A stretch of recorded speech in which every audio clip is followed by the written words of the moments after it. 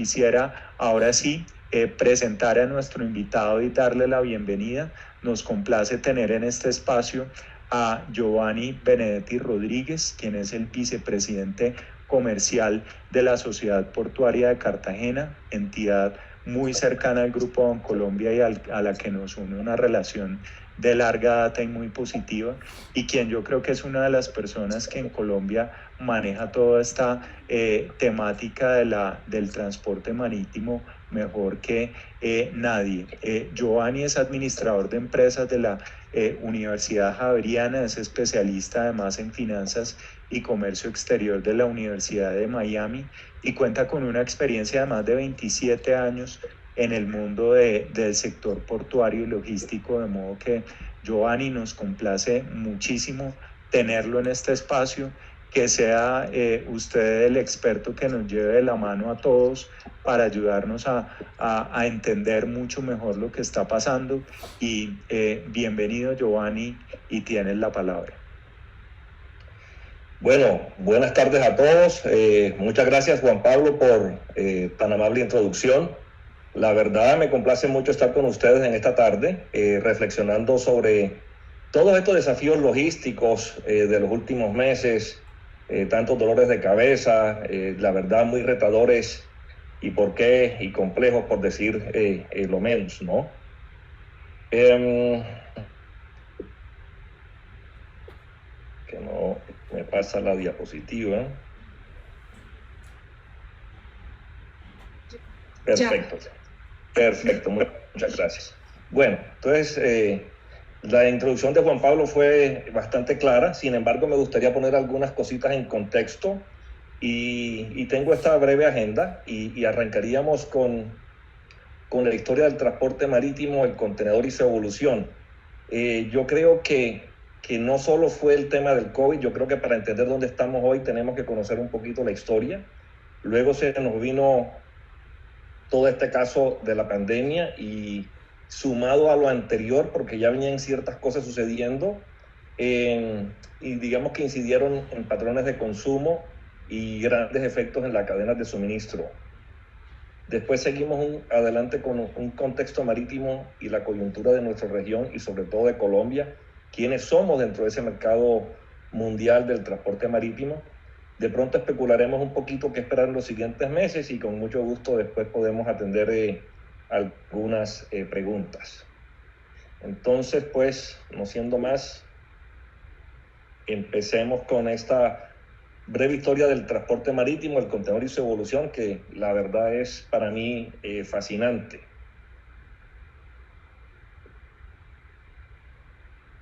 Caramba, otra vez como que...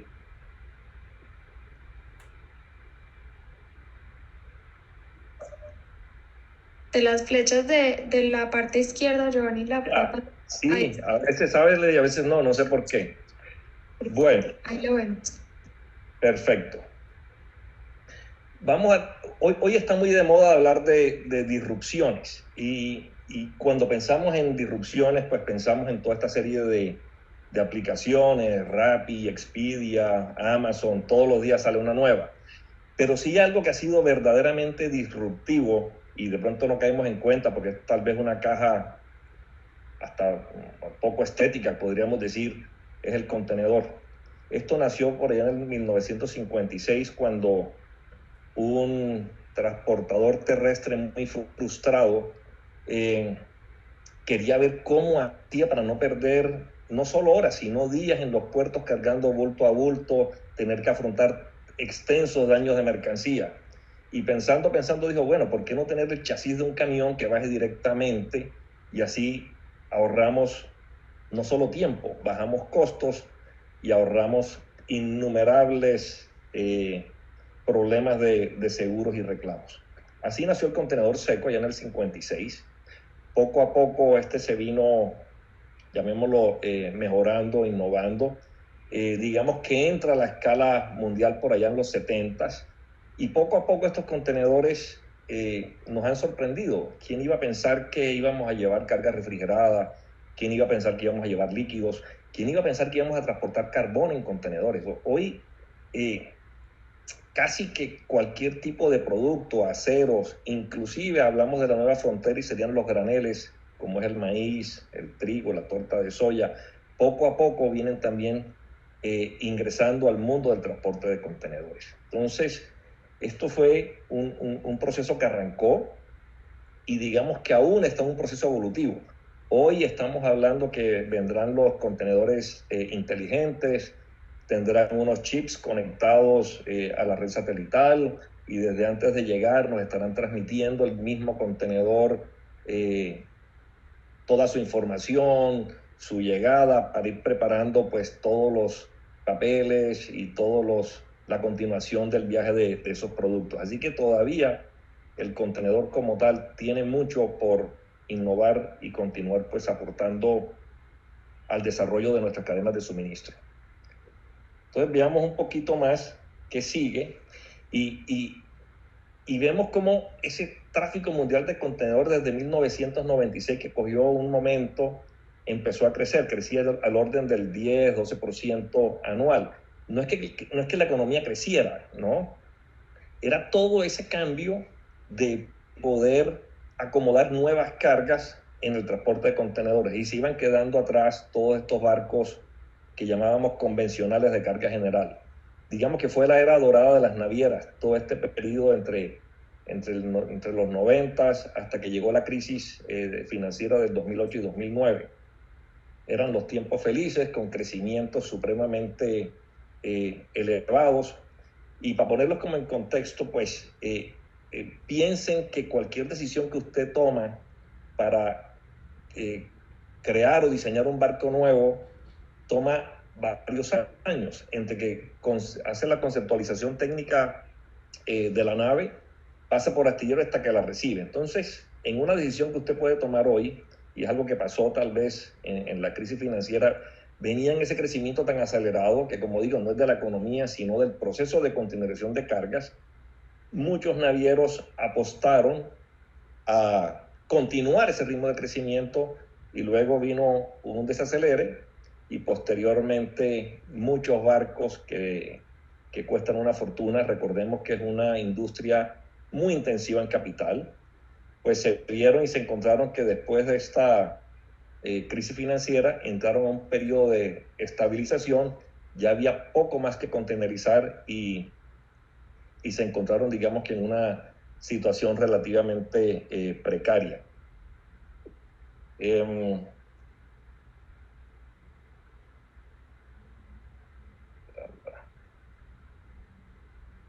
sé qué pasa aquí. Ok. Bueno, ese crecimiento tan marcado de la industria de contenedores pues creó lo que yo llamo un gigantismo de naves. Empezaron naves muy pequeñas, tipo de 1,000 contenedores de capacidad, pasaron en los 80 a las naves de 3,000, 3,500, 4,000, los famosos Panamax. Después llegaron los post-Panamax, que eran aquellos que no podían pasar el canal de Panamá antes de la ampliación, entre 4,000, 5,000, 6,000 contenedores. Luego los New Panamax, y bueno, y hemos llegado hasta los gigantes de hoy, que son cerca de una capacidad de transporte cercana a los 24,000 teus o 250,000 toneladas. Este vertiginoso crecimiento, pues, trajo varias consideraciones. Y si nos vamos de pronto a mirar un listado de lo que eran las diferentes navieras por allá en los 80, pues habían cientos, muchas estatales, no eran de alcance mundial, tenían rutas muy particulares, pero ese gigantismo de buscar una competitividad, por así decirlo, a través de economía de escala y también pensando que la demanda del transporte de contenedores de pronto pensaban que era infinita. Digamos que la industria naviera ha tenido también mucho orgullo en quién tiene el barco más grande, el más rápido, en fin, creó una presión muy grande de que muchas de estas navieras ya no podían llenar un barco que cada vez era más grande y se fueron creando alianzas, luego fusiones y adquisiciones, hasta llegar hoy casi que a esto, de cientos de navieras a donde hoy cerca de menos de 10 navieras controlan cerca del 87% del tráfico mundial de contenedores. Uno diría, bueno, esto se parece casi que a un oligopolio en un momento dado, debería ir muy bien, debería ser fácil ponerse de acuerdo, pero no ha sido el caso. Ha sido un sufrimiento eterno. De hecho, hace pocos años una naviera que en su momento fue la tercera del mundo, Hanjin, quebró, nadie la quiso comprar. Muchas de estas han sido salvadas permanentemente por gobiernos que la consideran estratégicas para sus países, subsidios de toda clase. En fin, una industria que es tan concentrada hoy, dice uno, bueno, ¿por qué no ha sido capaz de ser competitiva? Y ahí vienen pues tal vez muchos factores que no creo que tengamos tiempo hoy de discutir, pero sí los quería poner en conocimiento de que a pesar de todos estos, de toda esta concentración, todavía las navieras no lograban tener unos márgenes de rentabilidad, digamos que aceptables. Ahora bien, independiente de lo que está sucediendo hoy, este gigantismo de las navieras ha traído una serie de consecuencias. Por ejemplo, menos servicios directos, menos opciones, menos salida. Había una apuesta y se decía que una nave más grande era capaz de dar mejores fletes. Llega todo, al final tiene como un límite, y al final ya ciertos clientes decían, pues yo preferiría pagar un flete un poquito más alto, pero me gustaría tener 3 o 4 salidas semanales, no una a la semana. Y esto hemos visto entonces de que este gigantismo de navieras pues crea mucha presión en diferentes aspectos. Primero, hay muchos puertos no preparados o imposibilitados para atender estas naves. Para poner un caso que conocemos todos, Barranquilla, que leemos a cada rato que el canal, que esto, que lo otro. Digamos, Barranquilla hoy ni siquiera es capaz de recibir las naves que hoy llamamos un alimentador, una nave de 3.000 teus. Entonces, ciertos puertos de diferentes países empiezan a ser rezagados y dejan de ser servidos directamente, sino servidos a través de transbordos. Entonces, son nuevas paradas que tienen que hacer. También antes una ruta directa pues se costeaba por esa salida, lo que llamaban un viaje. Salía de Hamburgo, llegaba a Cartagena, pasaba por Costa Rica, Houston, regresaba, hacían un balance, por así decirlo, un estado de cuentas y decían, este viaje hice dinero o no hice, o gané tanto, perdí tanto. Hoy realmente ya eso no se da. Hoy prima el costo de la red sobre el costo de la ruta.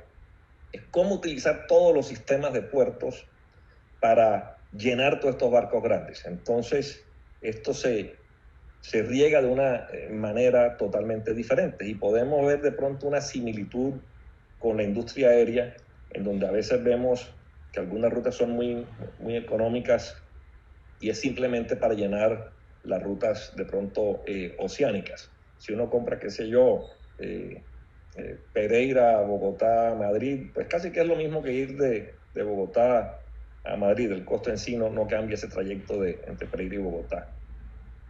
La creación de consorcios, servicios conjuntos, alianzas marítimas, todo con el ánimo de llenar los barcos. Estos barcos grandes tienen esa connotación de que si no está por lo menos al 80-85% de ocupación, sencillamente pierden dinero.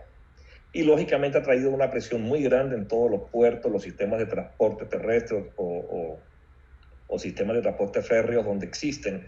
Porque imagine, por ejemplo, si antes teníamos, no sé, 10 servicios semanales de Europa, cada vez que llegaba un barco bajaba 300, 400 contenedores. Si lo reemplazamos solo por 2, bajan de a 2.000 o de a 3.000, entonces tienen que estar una flota de camiones preparada para recibir ese inflow, como esa oleada tan grande, que lo que hace es como tener picos y valles muy marcados que ponen pues grandes presiones en todos los sistemas de abastecimiento, logístico, patios, devolución de contenedores, bueno, de todo en general. Es bastante complicado.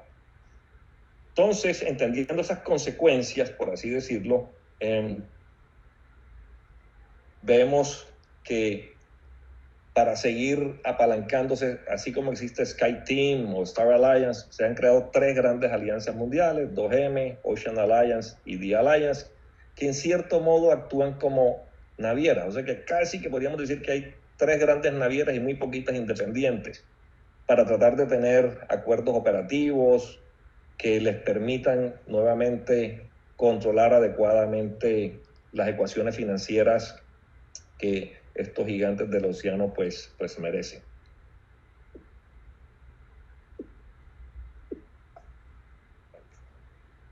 Entonces veamos esta situación.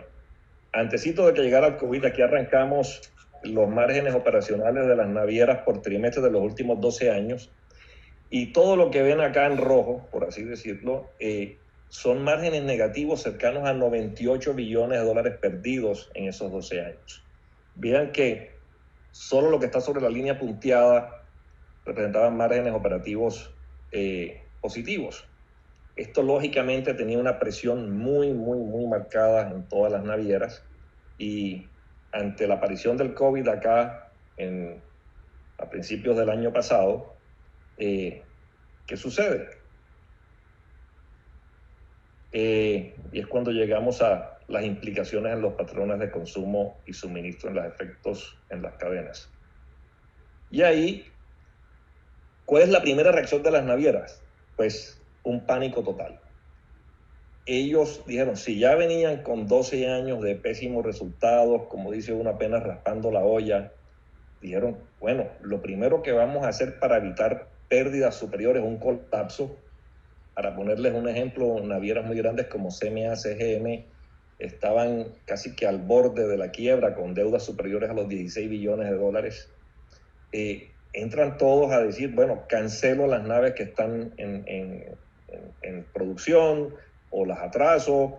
Empezaron a cancelar órdenes de contenedores para llenar las naves. Ante la frenada del consumo, decidieron hacer lo que llamaban blank sailings, que era dejar el barco parqueado y no zarpar, para concentrar los volúmenes en naves y poder salir llenos.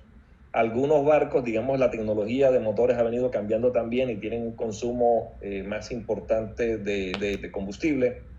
Decidieron desguazar aceleradamente ciertos barcos que curiosamente hoy le hacen falta. Hoy, si vemos las noticias, andan comprando incluso tanqueros viejos para convertirlos en portacontenedores. Empezaron a cancelar algunos puertos menores y dejaron de servirlos de manera directa. Bueno, fue la primera reacción de estos navieros por ahí en marzo, abril, fue pánico total. De hecho, a nosotros nos llamaban, digamos, como puerto, como manera de anécdota, decir que si les dábamos la mano, que si podríamos rebajar nuestras tarifas 20, 30, 40%, que éramos sus socios. Bueno, en fin, estaban totalmente temerosos de que esta pandemia fuese, pues no al punto final, pero los pusiera en aprietos aún superiores. Y la realidad, esta gráfica debería ser interactiva, la realidad es que de pronto, si miramos esto por etapas, el periodo enero-abril 2020, digamos que fue un periodo típico y positivo. Enero típicamente un mes de menor demanda por todas las compras que se hacen en diciembre y noviembre. Entró de pronto la pandemia con una serie de restricciones en donde hubo una menor demanda, y yo no digo que sea realmente una menor demanda, hubo como mientras habían sorpresas y se entendía realmente qué estaba sucediendo, y desde que los países empezaron a tomar acciones, cierres de cada 14 días, cierres de frontera, confinamiento, no se sabía, digamos, exactamente qué iba a suceder. Es como si esta demanda que dejó de existir fuese empujada en un momento hacia el futuro, ¿ya? Entonces, todo este periodo de incertidumbre fue cambiando como que era una casa, que era una vivienda hoy, y poco a poco ese alargo, esa realidad de que el tiempo nos fue pasando, pues nuestras casas se convirtieron en oficinas, en centros de diversión, en gimnasio, en lo que fuese. Entonces empezamos como consumidores a reemplazar servicios, la ida al restaurante, el viaje, los conciertos, los partidos de fútbol, por una televisión tal vez más grande, por unos videojuegos, tal vez por unos mobiliarios para trabajar mejor. Bueno, por máquinas de hacer ejercicio. Todos son bienes que necesitaban ser transportados. Y digamos que esa, llamemos demanda que fue empujada hacia el futuro, pues se encontró con una doble demanda porque de cierto modo todos los gobiernos, autoridades se dieron cuenta de que no podían seguir parados para siempre y arrancó, por así decirlo, una cierta reactivación de la industria, del comercio y todo esto, pues se traslaparon, por así decirlo, estas dos demandas poniendo muchísima presión al sistema de transporte marítimo. Y es ahí entonces cuando nos encontramos que los navieros ya no tenían barcos, ya no tenían contenedores, no tenían cómo lidiar con esta, llamémosla, nueva demanda.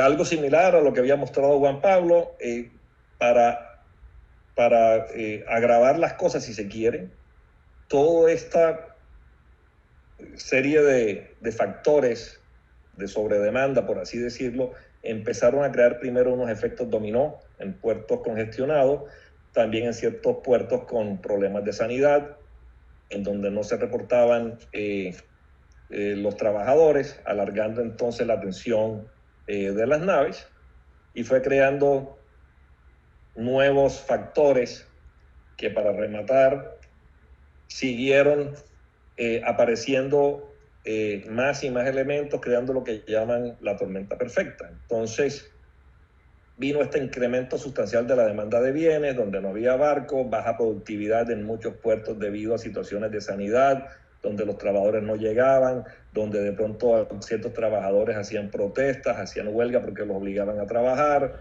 La rotación de la flota de contenedores pasó típicamente en el mundo de ser de 45, 50 días a cerca de 70, 90 días. Largas colas de espera para la atención de las naves en los puertos principales.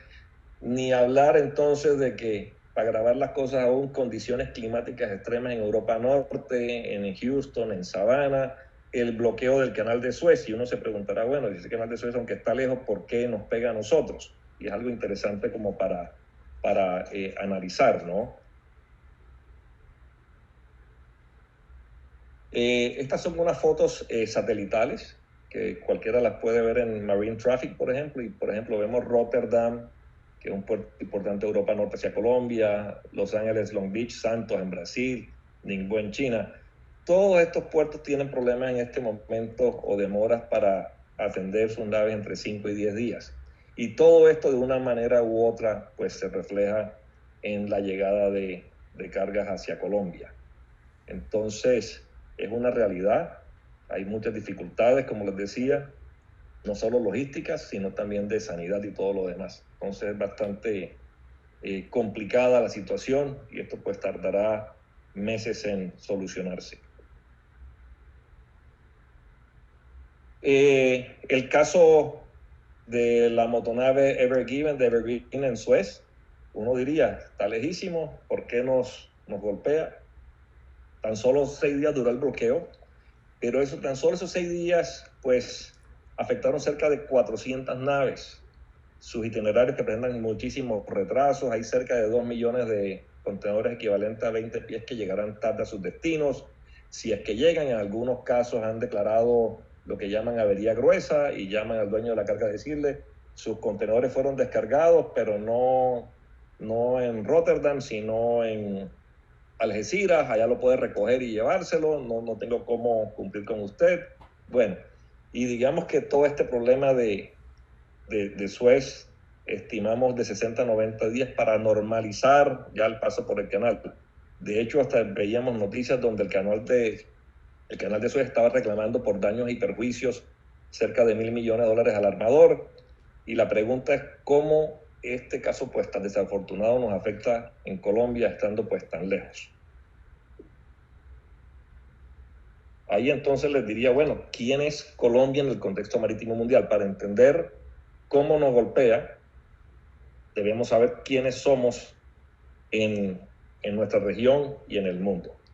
Para ponerlos en contexto, Latinoamérica y el Caribe es tan solo el 6% representa tan solo el 6% del tráfico mundial de contenedores. Podemos decir que es bastante balanceado, hay importación y exportación.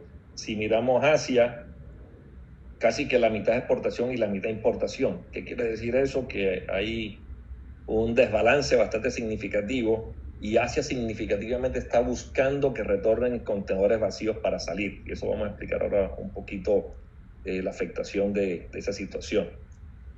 Y dentro de ese 6%, la verdad es que Colombia pesa muy poco.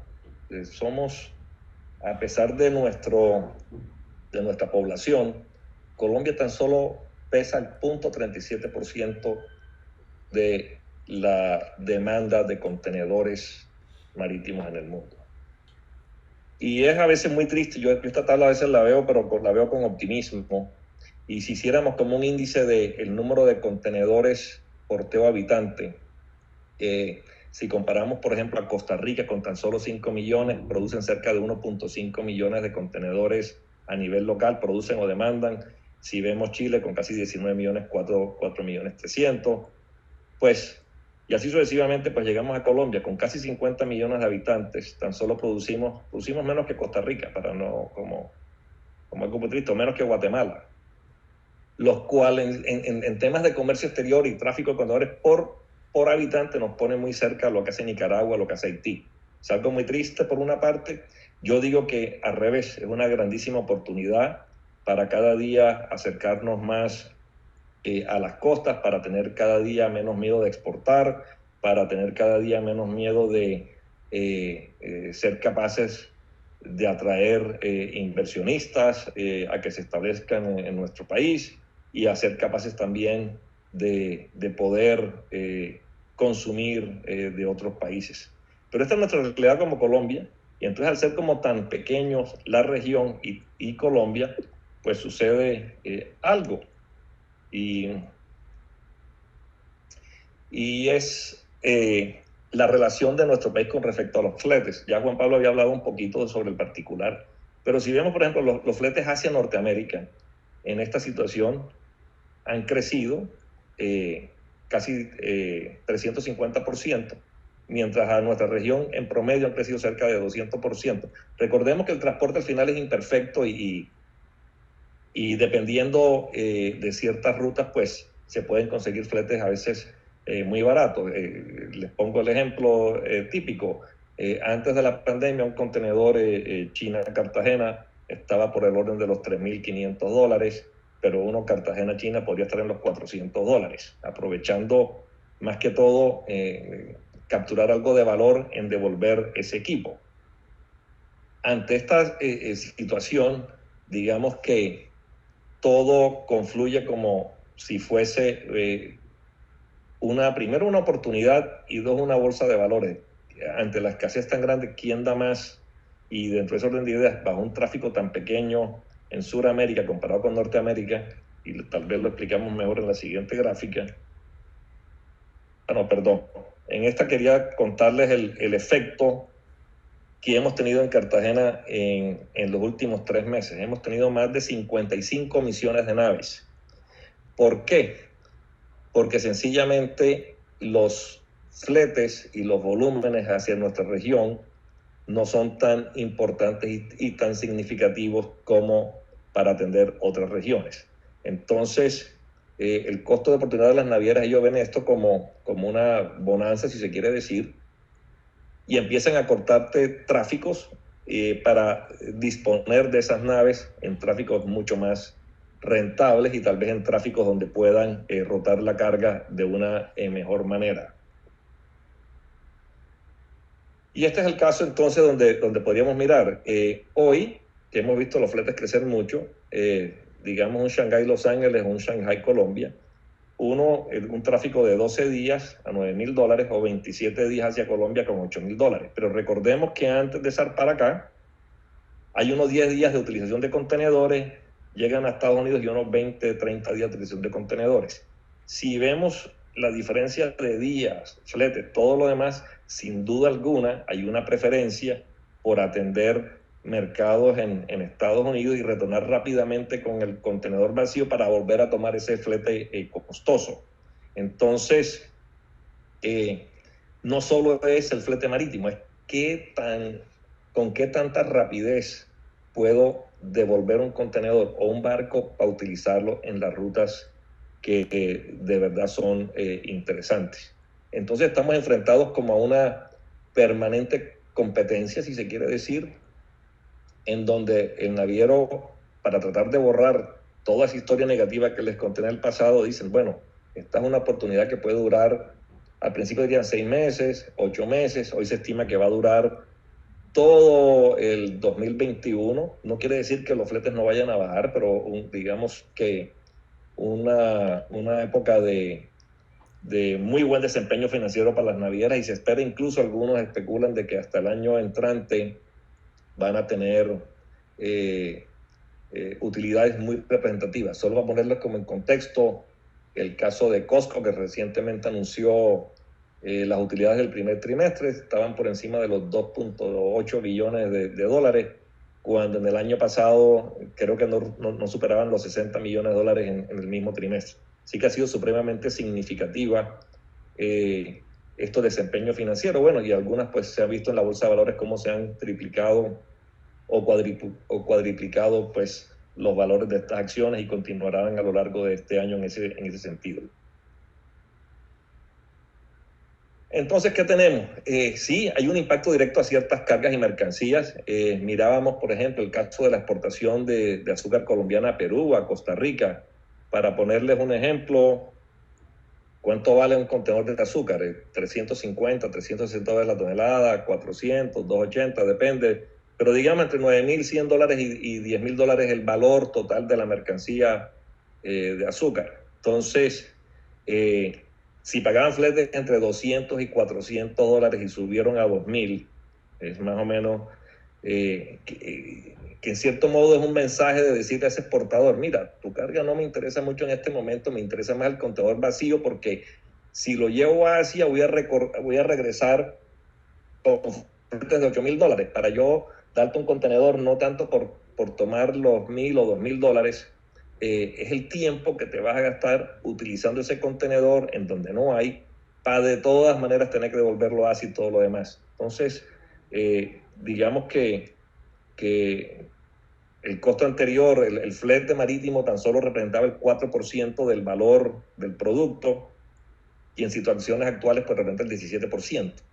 Esto también se replica para el caso de los abonos, digamos, nitratos que vienen de China, que es el mayor productor, produce cerca de 40 millones de toneladas al año, y lógicamente un contenedor que pasó de $2,500 o $3,000 a $9,000, vemos cómo el valor de los abonos de nitrato casi que se han duplicado en el último trimestre con respecto al año anterior.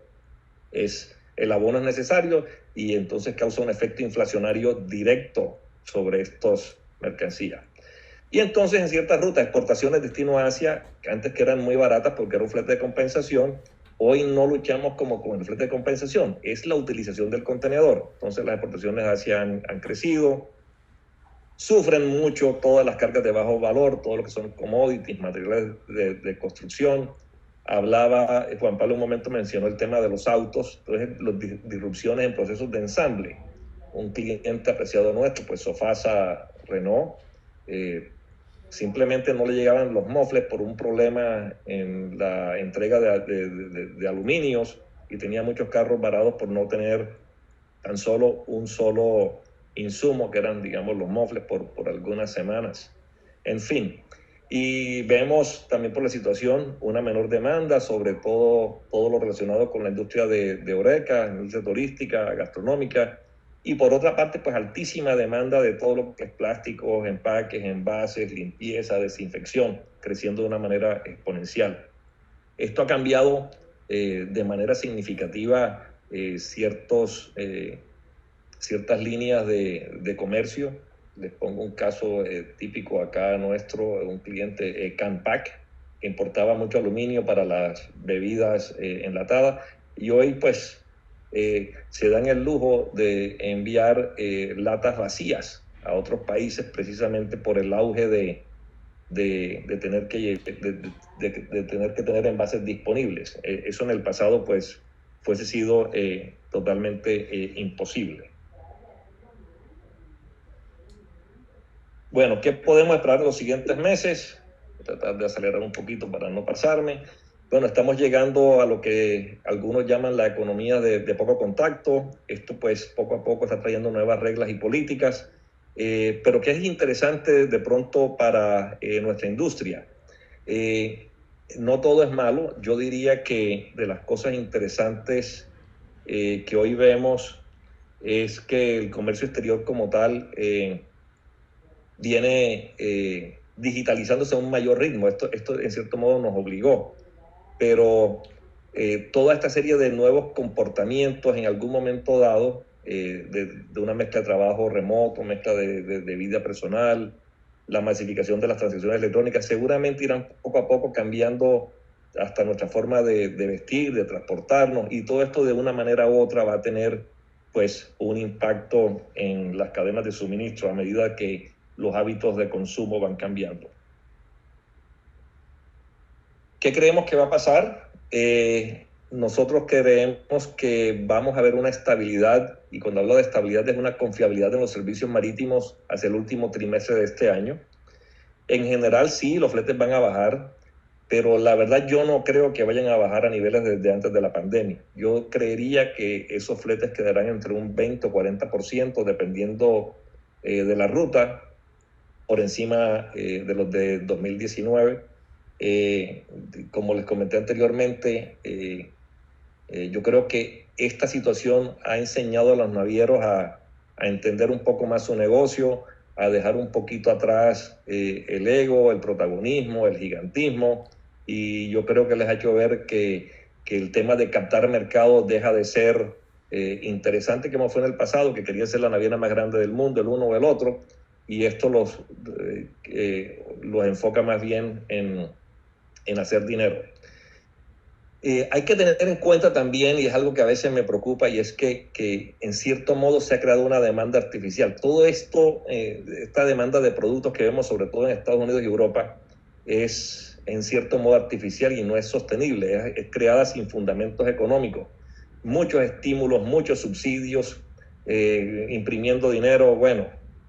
Entonces, en cierto modo, yo creo que es posible que vamos a llegar a una recesión atrasada, como estas economías reaccionaron muy rápido para estimular. En un momento dado, pues estos estímulos terminarán, y en un momento dado, pues esta recesión que estuvo atrasada sencillamente se está empujando como hacia el futuro, y vemos de pronto entonces efectos inflacionarios tanto en Estados Unidos y en Europa, que de cierto modo pues nos va a tocar. Se reflejan los commodities, Juan Pablo lo había dicho, en el acero y en muchas otras cosas, porque los costos de transporte como tal pues lo veremos.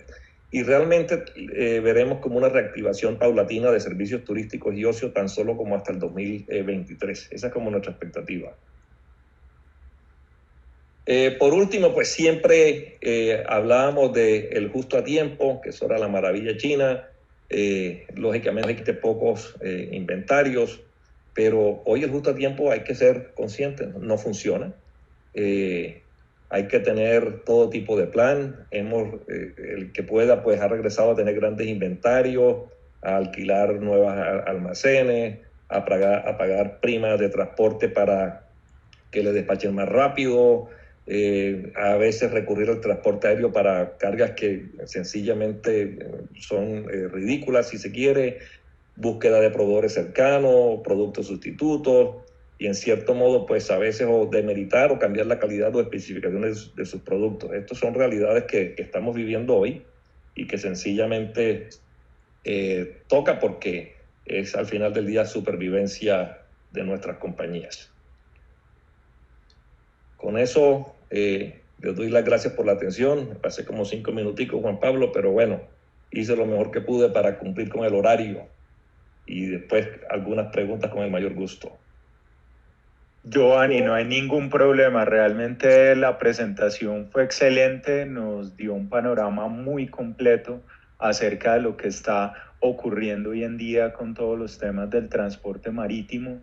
Creo que para mí en particular, para mis colegas, y yo estoy seguro que para muchos de ustedes, toda esta información nos ayudó a ver este tema desde una perspectiva muy diferente seguramente a la que teníamos antes de empezar el espacio, y nos deja unas reflexiones también que yo creo que son muy importantes, y es tal vez dentro de la realidad que estamos viviendo, este nuevo mundo post-COVID, Giovanni, una pregunta que siempre salta a la luz es ¿qué va a pasar? ¿Cómo va a ser el futuro?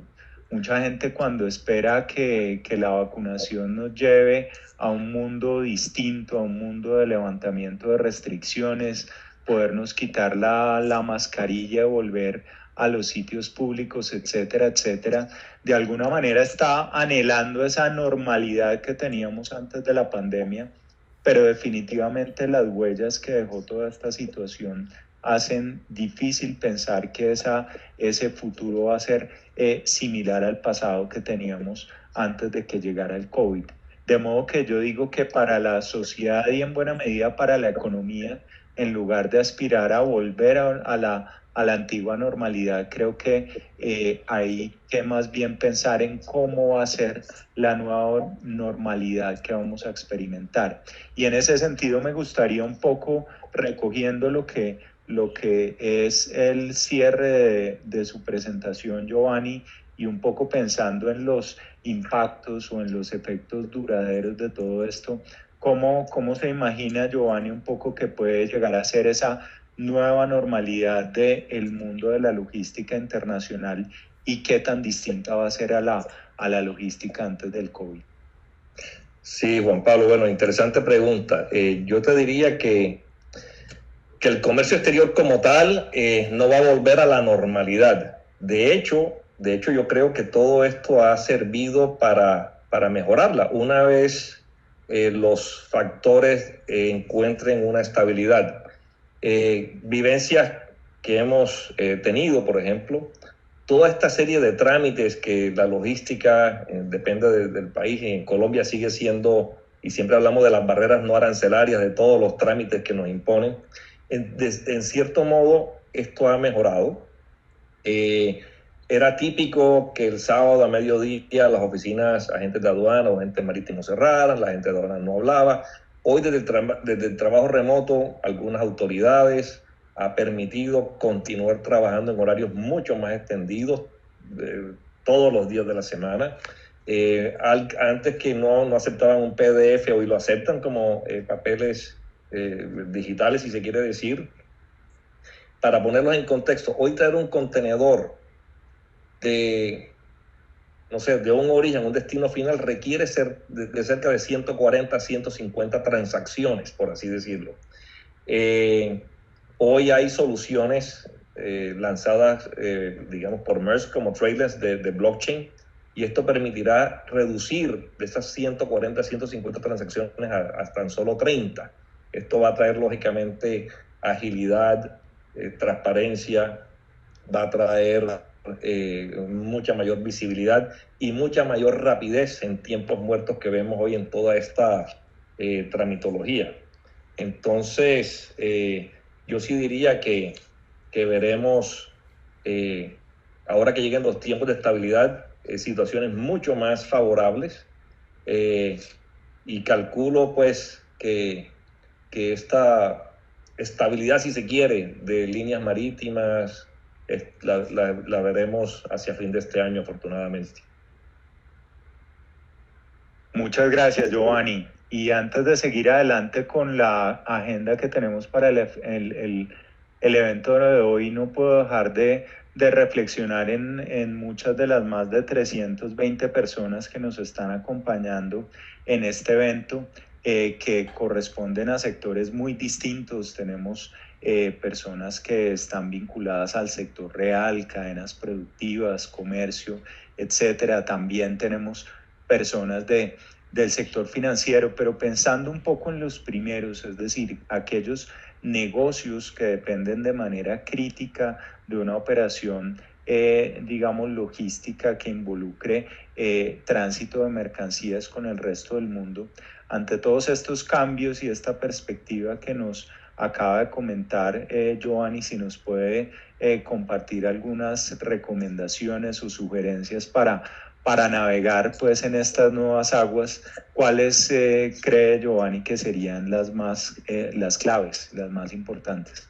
Miércoles, sí, interesante. Pues mi primera recomendación sería, suena como muy ilógico, pero es tener plan B, tener plan C, tener plan D. Al final es tener múltiples alternativas. Supongamos que somos importadores, hay que buscar proveedores o que estén más cercanos, digamos, esto es lo que llamo hoy near sourcing, por así decirlo, o que utilicen rutas de compensación de carga. Entonces, si está más lejano, que utilicen algunas rutas que les permita tener y no tener que entrar a competir con otras economías para que puedan asegurar su entrega oportuna, por así decirlo. Un ejemplo claro, si alguien importa hoy, ¿qué te digo yo?, de la costa pacífica de Estados Unidos, una ruta interesante para tener proveedores. Sí, puede ser un poco más costoso, pero al final es la mezcla del balance entre continúo produciendo o dependo de quién más. Otra recomendación sería tener inventarios más holgados y sin duda alguna yo creo que hay que trabajar mucho en la visibilidad de nuestras transacciones. Todas las transacciones de comercio exterior deben ser muy visibles, hay que estar muy pendiente de los niveles de inventario, la proyección de demanda, anticipándose un poco a los cuellos de botella, sean externos o sean internos. La comunicación tiene que ser clave, que nos ayude a tomar decisiones buenas, rápidas, confiables. Y al final del día creo que este es un muy buen momento como para medir el compromiso tanto de nuestros clientes como de nuestros proveedores. Y a lo mejor con ellos va a tener que ajustarse algunos términos contractuales a este nuevo normal, si se quiere decir.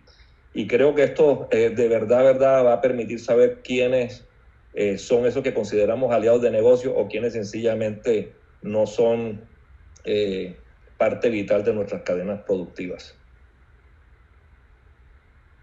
Giovanni, muchas gracias. Yo creo que esta información para todas las personas que están conectadas es sumamente valioso. Yo creo que es realmente un privilegio poder oír de primera mano de un experto, pues cuáles son aquellos, digamos, aquellas buenas prácticas que nos pueden ayudar a poder operar bajo esta nueva realidad.